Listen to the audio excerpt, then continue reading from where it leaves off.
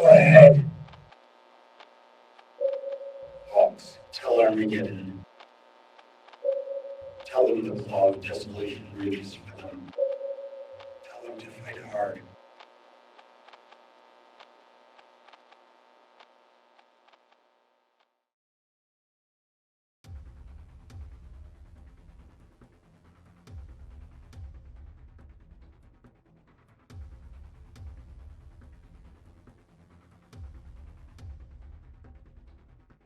Welcome back, Warpugs. I have a question for you. What does it take to become a legend of the Imperium? A hero. A hero of the Imperium. A legend is not born, they are made. Some achieve their greatness early and some do not. In the case of Sebastian Yarrick, his status was just that of a regular commissar for most of his now storied career. As much as natural talent, bravery, and dedication are a part of the mixture for a true hero, there is one last thing that remains. One last ingredient that can remove someone from the rank and file and make them legendary. When Commissar Yarrick stepped from the common rank and file and into Imperial legend, it was not because of any sudden flash of inspiration or ability, nor was it because he suddenly decided to display hidden traits and talents that he had kept secret. No, these aspects of his character had been present all along. They were present as he survived the death of the City of Three Rivers. They had been present when he had fought the heretics and the demons of Mythos. The very things that made Yarrick the hero of Armageddon had existed throughout a career past Mythos that spanned over 150 years. It was in the very core of his being. It was in the very blood in his veins. And it's why I said that perseverance was the core trait that defined him. The last element that was needed was not opportunity, because Yarrick had many. Yarrick had remained the same rank he had been when he first put on his commissarial sash. While Seraph had politically maneuvered himself into the rank of Lord Commissar, Yarrick did not politically maneuver, and the friends he had made were there because they respected him. It wasn't favoritism, because quite literally Yarrick was hated by most of those in Armageddon that outranked him. Not opportunity. Not favoritism. No.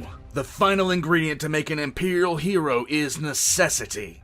Armageddon had more than enough favoritism. It had more than enough bravery and strength, and it had more than enough opportunity. Armageddon had steel and will, power and prestige, but it lacked one thing.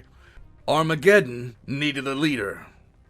Armageddon needed a hero.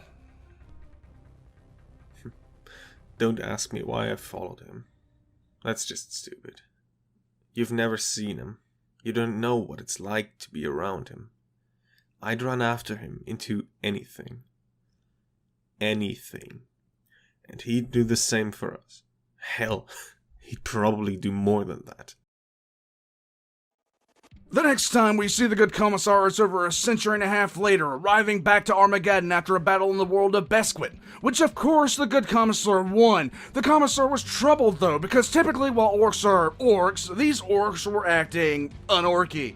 They also kept repeating something that Yarrick knew to be a name.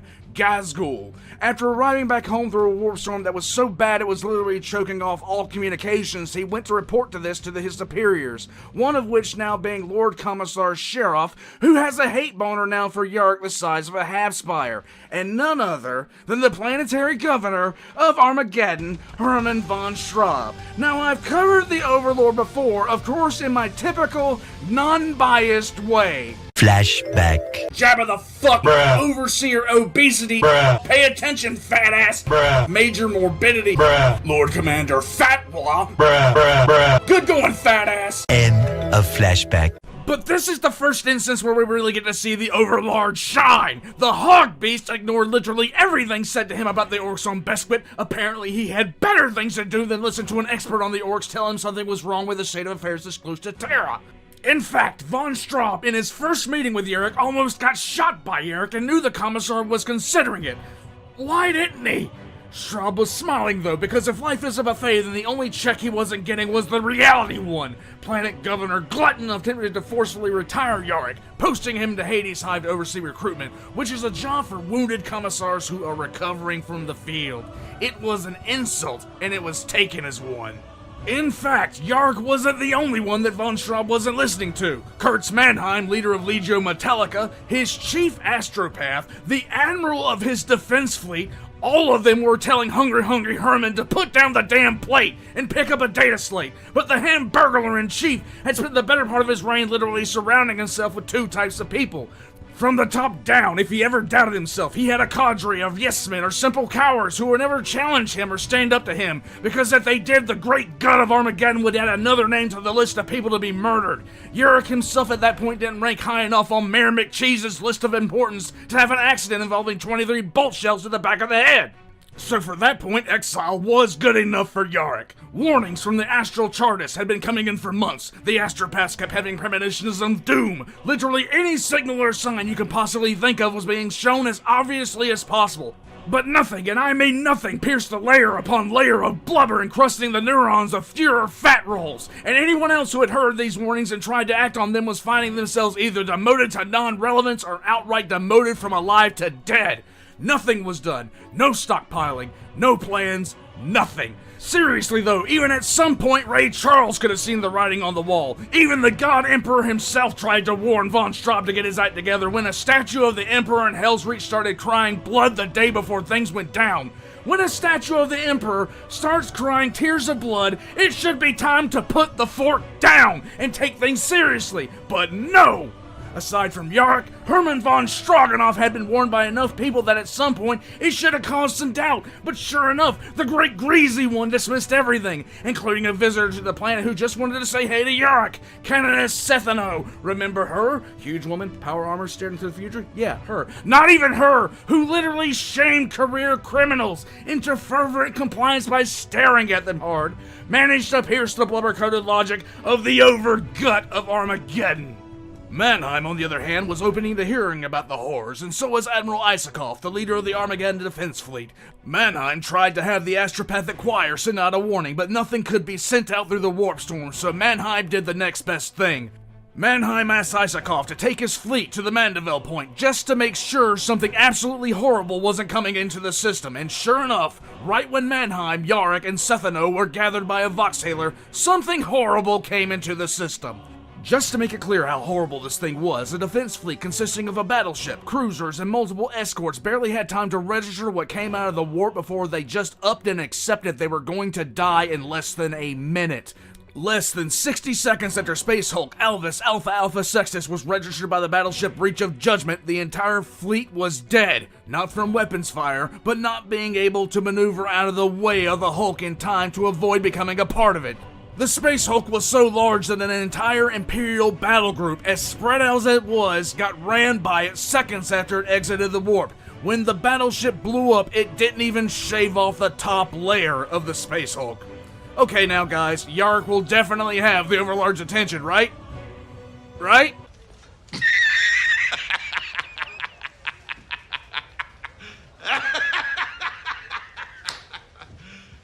You serious?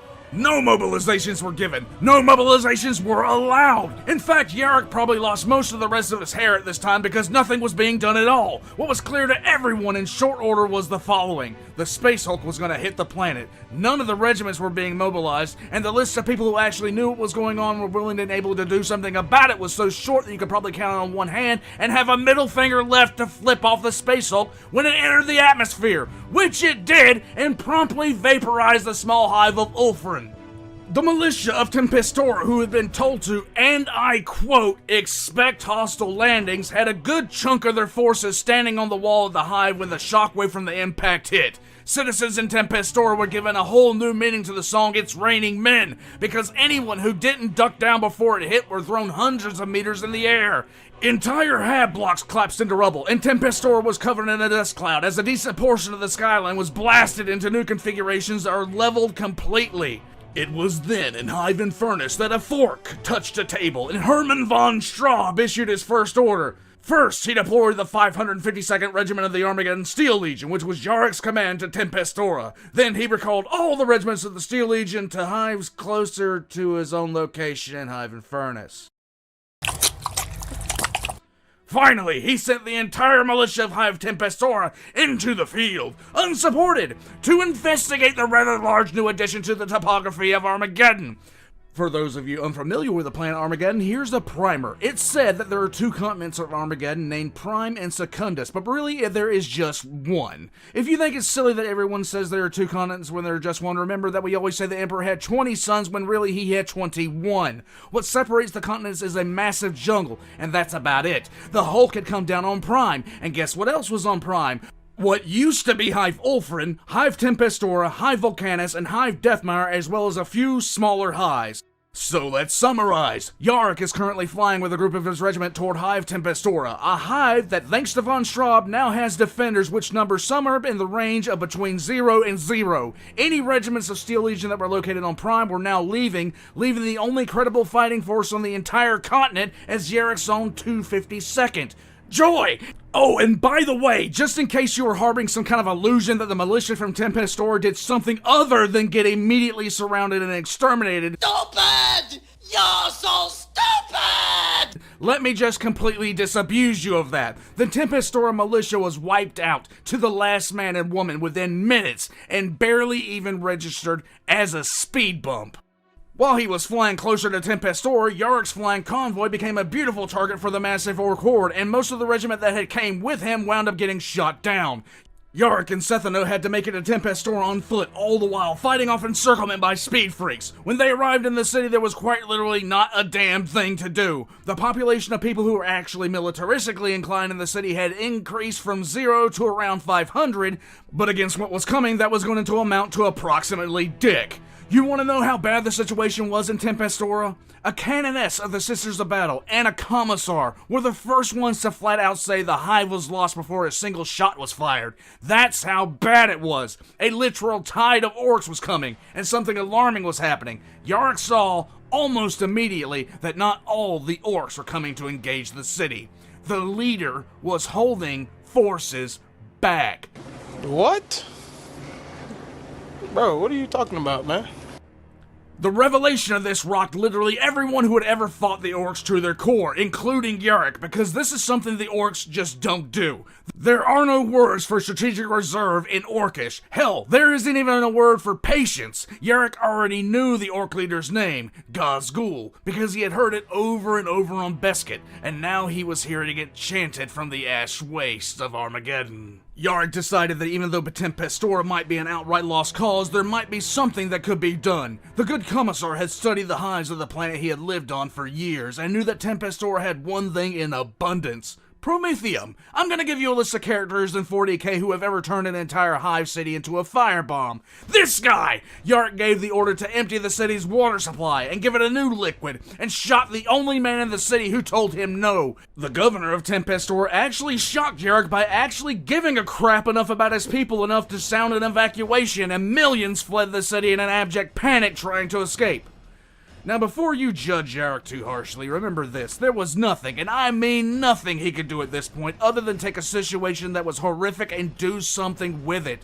The Imperial citizens were dead in either case. When the orcs breached the walls, they set about instantly slaughtering anyone who remained, but by that time the water piping and streets were flooded with flamer fuel, and it was just waiting for a match. As Yarrick and what was left of his regiment played GTA 5 and stealing some chimeras from a local manufactorum, Tempestora erupted like a volcano, and in Hive Infernus, Hermann von Straub smelled something in the wind and promptly ordered fried mushrooms because he had a hankering all of a sudden. As Yarrick was riding away from the literal hell he had made of Tempestora, he was trying to come to terms with something he had heard the orcs saying about their leader Gazgul. They were calling him a prophet. Not a war boss, not any other title that commonly got associated with a huge green mass of muscles. They were calling him the Prophet. I can already hear one of my subscribers squealing in delight as well as existential crisis. Tempestora was completely destroyed. No one survived, and as the chimeras made their way to Volcanus, they spotted an orc battle wagon parked directly in their path. Now, there's a few things I can expect from orcs, and Yarrick expects a lot too, but the orcs have been sent there simply to laugh at them. The orcs were rewarded for their message with multiple heavy bolter rounds, but the message had been delivered. Gazgul had saw what they had done, and he had found it amusing. As far as the civilians who evacuated Tempestora and the ones who stayed, well, I'll say this: the yearly census of the Hive dropped from 9 digits to 0. While Yarrick was riding towards High Volcanus, he got filled in on the situation at the Hive, and it made him a bit happier, but not by much. Volcanus made weapons, a lot of them, and they were currently being handed out to every civilian that was old enough to hold one and young enough to point one downrange. Kurtz Mannheim of the Legio Metallica, upon hearing about what was happening, tried once again to get the great girthy one to allow him to deploy the entire Legio in defense of Volcanus, but von Straub simply wasn't having it. Even though there was a monstrous amount of armed civilians and a good portion of militia was at the Hive, the canoness of the Sisters of Battle, Sethano, flat out stated once again the Hive would fall in a day or less. That is how desperate the situation was. Let me talk to you about hives. Hives are brutally effective defensive structures, and by brutally effective, I mean it's downright silly to actually attack one. Even defended by a few regiments of regular soldiers, an adequate at best PDF force, and supplemented by a small militia, a hive that is reasonably equipped can take a ridiculously hilarious toll on the attackers, to the point where attacking a hive is almost suicidal to most invaders. Given that previous statement, it should just go to show you how bad the situation was on Armageddon Prime. There was only one regiment defending the entirety of the continent. The militia was not sufficiently trained. The situation was so bad that Volcanus was literally arming civilians with military hardware. This is past the point of god-awful, and Volcanus' governor and commander were literally flinging everything they could at the wall in hopes something would stick. The only good thing is that the remainder of the 252nd had deployed with its full complement of tanks and basilisks, so that counted for something.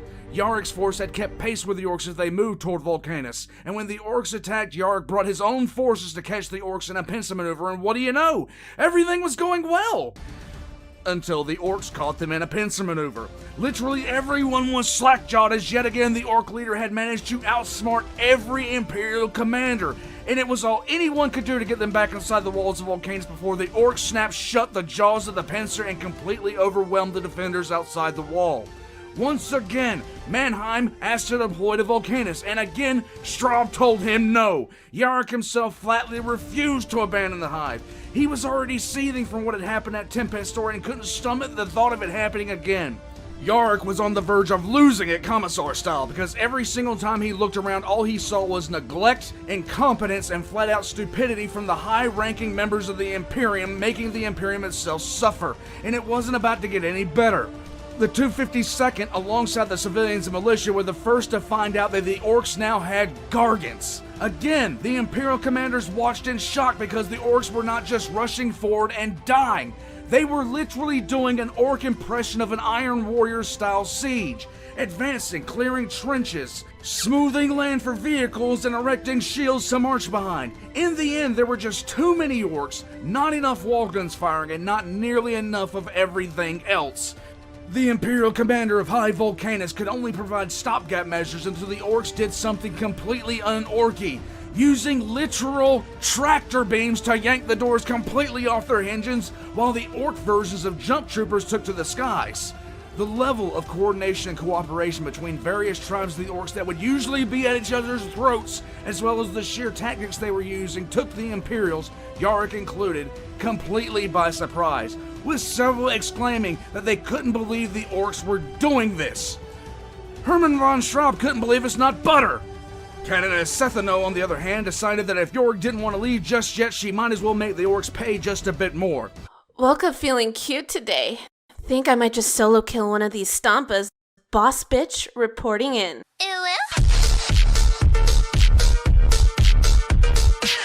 She decided she had never really seen the inside of an orc stomper before, so she went to have herself a look. Running straight at it, she got herself inside the command deck by literally Legolasing the hell out of it. Imagine, if you will, being an orc piloting a Gargant when a platinum blonde in power armor shows up. She's absolutely not there to sing you happy birthday, Mr. President. I don't think I really need to go over what happens when a Sister of Battle steps into a temple that worships a god that isn't Big E. I think you get the picture. After literally soloing an orc stompa, she went and hopped into a boat and set sail for a little place called Nemesis, which is a penal colony. Now when confronted with a canoness who just soloed the orc equivalent of a knight who demands you do what she say, you have one of two options. Say, of course, and do as you're told. Or B, I hope you like spicy food because you're about to eat any words that fly out of your mouth. Sethano was too much of a boss to even contemplate. She got up in front of the worst of Armageddon. Mass murderers, torturers, gingers, you know, the really truly damned of society, and within 2 seconds she had shamed the entire penal colony into grabbing whatever was close to hand to go kill some orcs in the name of the Emperor. Sethano is just built different, guys. Even with the entire prison population added to the numbers at Volcanus, the Hive was simply being overwhelmed. Even Yarrick, as much as he didn't want to admit it, knew that staying was just simply suicide. Volcanus kept falling, even with the literal horde of all civilians. Well, to be honest, the civilians were dying like flies. The civilians were dying in numbers that would make Krieg's guardsmen pass out from sheer ecstasy. In the end, Yarrick knew Sethano was right. Volcanus, even with the added weight of the prisoners from Nemesis, was falling in record time. Yarrick swallowed his rage and boarded a Chimera, and Mannheim arranged for Yarrick to be transported to Infernus on board a Valkyrie. Coming with Yarrick was Sethano and the commander of the 252, which as at that point no longer really existed as a combat unit, with the entire regiment wiped out to the last guardsman. Yarrick, as of this moment, was completely done. Looking out the window, he saw Hive Deathmire was already burning. Volcanus was gone. Tempestor was a smoking ruin, and all within the span of 72 hours of the orcs making planetfall. That's 3 hives, unknown numbers of smaller hives, all wiped out.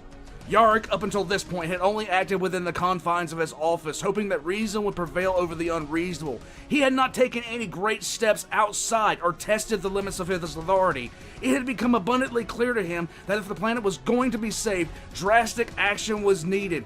And for a start, the Imperium actually had to know what was going on the planet. Armageddon had not been able to get a message out since before the invasion due to the warp storm in the area. Yarrick needed to get that call out. Armageddon needed the Astartes, and Armageddon needed reinforcements. When he arrived at Infernus, Mannheim and the commander of the 252 went to distract Hermann von Straub, knowing that the porker-in-chief would want to hear all about exactly what had happened and promptly laid blame at everyone else's feet for the piss-poor decisions he himself had made, which is exactly what happened.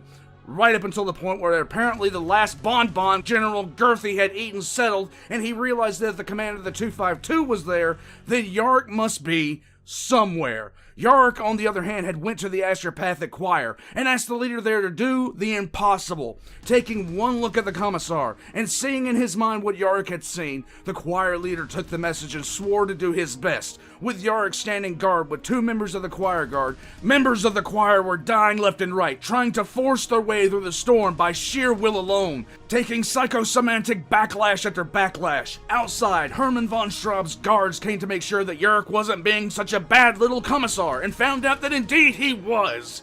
Yarrick and the choir guard fought against the personal guard of Hermann von Straub, which went just about as well as you'd expect with a grizzled Commissar up against men who were used to shoving nobles out of the way at a buffet line. Finally, von Straub himself arrived, and once again Yarrick was faced with the decision to kill von Straub. And again he stayed his hand, even as von Straub grabbed the door handle to the choir hall. A psychic backlash erupted just as he opened the door, and everyone rushed in to find the choir hall in ruins. The choir primus took one look at Yarrick, wounds erupting all over his body, and said his final words, "It is done." Yarrick was satisfied. Von Straub was pissed. After all, the one and only great greased pig of Armageddon had this well under control and didn't need outside help. Von Straub instantly exiled him to Hades. Hades was not like Tempestor with a thriving Prometheum export business. It wasn't like Volcanus with its weapon manufactura. Hades was a hive that had been in decline for centuries, its mineral extraction industry having long since put itself nearly out of business. In short, Hades was poor, dirty, and used up. Upon arrival at Hades, he was greeted by Sergeant Lanner, who upon meeting the Commissar said this. Heard some good stories. Heard you don't put up with that fat turd keep shoveling our way. Now, it was instantly clear to anybody that was paying attention and had more than 2 neurons firing in their skull who exactly Lanner was talking about. Typically, saying something like this to a Commissar would normally get a free cranium reconfiguration via a bolt shell, but Yarrick could only suppress a grin. Good old Sarge! Sarge Lanner then took him to see Colonel Helm. Helm told him that he had been ordered to assign Yarrick to a frontline company commander as a political officer, a company that would get thrown at the orcs at the earliest available opportunity. Helm also told him these orders were trash, and he wasn't going to do it because the orders were stupid. Once again, that is another thing that could get you shot by a Commissar. Hades might not have massive weapons industries, it might not have a Prometheum industry. At that point, you could be hard-pressed to find any sort of industry that could call Hades home, but Hades had one thing in abundance. You have balls. I like balls. It had balls the size of battleships, and Yarrick could only approve of this. What was also clear was that a lot of commanders planet-wide could see the writing on the wall, and that Yarrick had begun to develop a reputation as a man who was at least trying to stop the tide. Word had gotten out. Helm was actually deferring to him, and Yarrick barely took note of it because he was already making plans. Yarrick declared Hades would be a weapon. In the meantime, by his very actions, the men that were around him were beginning to take notice, and not only beginning to take notice, they were beginning to follow him. Not because his rank authorized him to lead in these circumstances. It wasn't because it was asked of them, nor was it because he demanded of them. In their eyes, he was worthy of it, worthy of their loyalty and respect, and worthy to lead. Yarrick's introduction to the Hive's governor, named Trenton, went really poorly for the governor. Yarrick hated him upon seeing him, as while the Steel Legion and civilians outside were looking for leadership, there was none coming from up top. Yarrick told the governor to start leading, and when the governor grew his spine and asked who Yarrick thought he was trying to command him, Yarrick asked the governor what made the governor think that he could ignore Yarrick.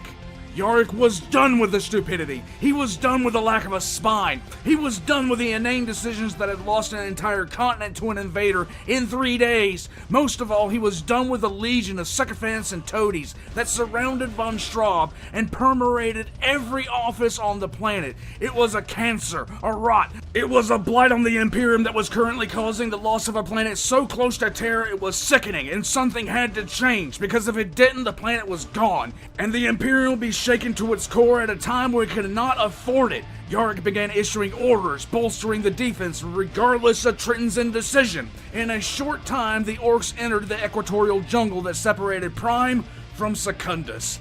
In Hive Infernus, Overlord Obesity found out that the orcs were coming. He had been adamant that the orcs would not do this, and he was so sure of it he literally shut down any discussion of what would happen if they did. Well, they were coming, and they were loving the trip to the jungle, apparently. Now, it might seem like I hate the Overlord of Armageddon, and I do, because once he found out the orcs were coming into the jungle, he turned to Mannheim, and he issued an order that Mannheim had no choice but to follow or betray everything the Princeps of the Legio Metallica had ever stood for. Mannheim was ordered to take his entire Legio unsupported into the field. An Imperator, 3 Reavers, 8 Warlords, and a dozen Warhounds unsupported against a tide of orcs that had ripped through an entire continent in 3 days. Don't get me wrong, this level of firepower is past the point of ludicrous, but a major vulnerability of Titans, even the massive Emperor-class Titans, is that they can and will be boarded. They can be overwhelmed by a mass of smaller engines. Also, don't get me wrong, the force that it would take to overwhelm a single Warlord-class Titan is absolutely absurd, much less an entire Legio with the numbers on the screen right now. The problem is, everyone knew that not only did the orcs have that at this point, everyone knew for the orcs, those kinds of numbers on Armageddon were a drop in the bucket. Ask any general worth $2 and an unwrapped Mentos in the Imperium, and they would never allow a Titan group to go out alone without any support, asked for or not. The risk to Imperial assets is too great. But again, there were no orders to deploy, and this primarily is because the general of the Armageddon Steel Legion, who I have not even talked about yet because he's so far up the Overlord's butt crack that we can only see his feet sticking out, this is the guy that refused to do anything to contradict von Straub. And speaking of our fearless fat ass, von Straub decided it was time to relocate his command center from Infernus to Tartarus, and left instructions that the governor of Infernus was to negotiate with the orcs if he saw fit. General Adnek, the general of the Steel Legion that was planetside, got a couple of visitors in his office a bit later. In particular, a rather large cannoness, the colonel of the 252nd, 2 tank commanders, as well as a guy holding a Voxhaler. They confronted Adnek about not deploying to support the Legio Metallica, which was already on its way to intercept the orcs. When the general once again failed to do his damn job, Yarrick's voice came from the Voxhaler. The instructions were simple. The general would deploy or else. The general chose else, and Yarrick chose homicide. Yarrick, from his place in Hades, declared the overall general of the Steel Legion had committed desertion in the face of his duties and ordered him shot. A single last pistol report rang out from the commander of the 252nd. Hours later, 2 regiments of armored Steel Legion were on the verge of catching up with the Legio Metallica, which was already suffering losses in the face of the orcs. The Legio was surrounded, and even at full combat line formation for Titans, they had been completely engulfed. Just as the armored regiments tried to punch through the orcs to reinforce the Legio, the orcs sprang yet another trap.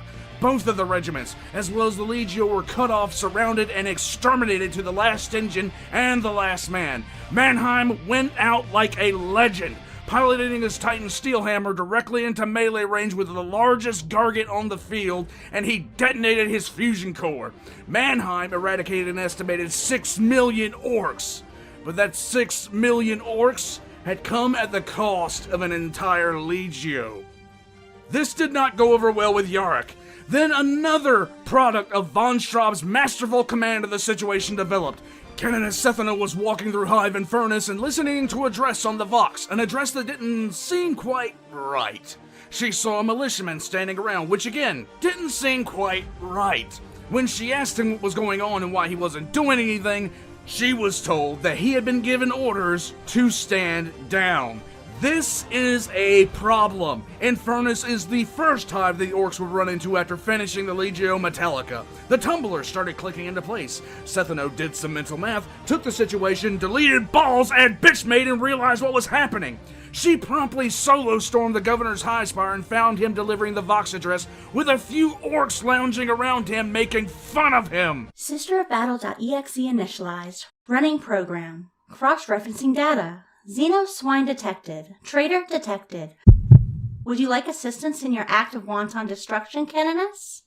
She murdered the orcs in short order and stalked down the governor whose shrieks were being broadcast citywide, and she beheaded him on the dais where he was making his speech from. And then, in the silence of the antechamber, she heard the doors of Infernus opening, welcoming the orcs to the city. Yarrick was informed. Yarrick's head whipped toward the general location in the hive where he could find Hades' hive governor. He found Triton praying in a chapel and asked him what his intentions were. And the stupid bastard actually, in some sort of fever dream, thought that Yarrick would not only be okay with, but fully support his actions in surrendering Hades wholesale to the orcs as well. In fact, the governor already planned on doing it. Well, Yarrick let him know he thought it was a swell idea, and they should go tell the masses. Yarrick led him outside, and as soon as Yarrick grabbed a Voxcaster and put it in front of the hive governor in front of millions of people, all of the governor's house guard realized things were about to go down. Triton gleefully told the entire city that he was going to surrender the hive. Yarrick shot him. Then he grabbed the mic and spat some bars. The entire hive was whipped into a frenzy, ready to fight the invader with anything they could get their hands on. Sarge Lanner even took Yarrick to meet with the Underhiver gangs, who signed on with Yarrick only after about, 3 executions, and let me tell you, that's a record. Within a day, the orcs were at the edge of the hive, and the siege was about to begin, the first true battle of the war, where a hive was actually somewhat prepared and staffed, armed and waiting, ready to respond to threats and fight. Hell's Reach, a bit further away, was in the same situation, ready to go, ready to fight, and ready to follow the Commissar. The true war of Armageddon was about to begin. And mention that fat fool doing something completely stupid in at least 3 minutes. He's about to talk about Herman von Straub again, isn't he? Right you are! You see, at the end of the day, the great girthy one was sitting in Tartarus and eating dinner when he got a data slate passed to him. Von Straub always thought he had an ace in the hole, and despite every engine seer who was working on this ace in the hole telling him it wasn't ready, he used it anyway. The great greasy one put down the fort for just long enough to reach over and press a button. Launch! You see, the Ham Planet knew that Tartarus had a massive supply of missiles. Missiles that were put there because of the first War of Armageddon. What was in those missiles, you ask? Well, the Life Eater virus. figures that the fat bastard's master plan would have had the word eater in it. Just like his state of physical fitness, the missiles had been not taken care of in quite some time. But even with the poor maintenance, a lot of the missiles still fired. They arched into the sky, heading to Vulcanus, Infernus, Hades, Hell's Reach, and Deathmire. Now, give me a minute because I can't really say this enough. These are not weapons you deploy on a whim or as any kind of tactical plan.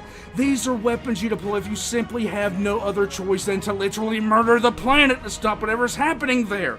Deploying weapons like this on a planet you currently live on is so far past suicide it boggles the mind. And the only reason this salad dodger survived is mainly due to the fact he had been so negligent in his duties that the missiles and their payloads had degraded so severely. Yarrick actually saw, from a slit in a hidden bunker, the missiles were coming, and although he didn't know what they were, he knew well enough to know to get hidden and sound the alarm. When the missiles struck, the casualties were absolutely stunning, with the orcs taking the brunt of the losses, but Hades had the advantage of being mostly insulated. In Hive Infernus, the casualties were beyond catastrophic. In Vulcanus, the cricket population dropped to 0, but the place that got the worst of it was Hell's Reach. Hive Hell's Reach's entire eastern defensive wall was simply wiped out, having nothing left to protect the defenders, not to mention it was the first Hive hit. But you see, it's not just the fact that the Life Eater was literally dissolving people and orcs instantaneously, it was the fact they would release a massive flammable gas, which would then erupt, and then all the hives were bathed in an absolute firestorm. Von Straub, in one move, had sundered the planet's defenders, and had only failed to kill the entire population of the planet by sheer neglect on his own part.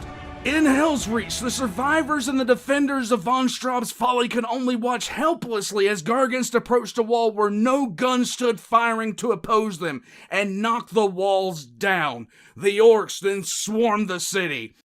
Yarrick went back to his position, cursing the fat overlord of Armageddon, and as the orcs pushed forward towards Hades again, he enacted his plan. He lunged out of his position, right into the middle of the orc Gargant formation and began shouting, making sure the orcs saw him even as he ordered the destruction of the bridge the Gargants were crossing.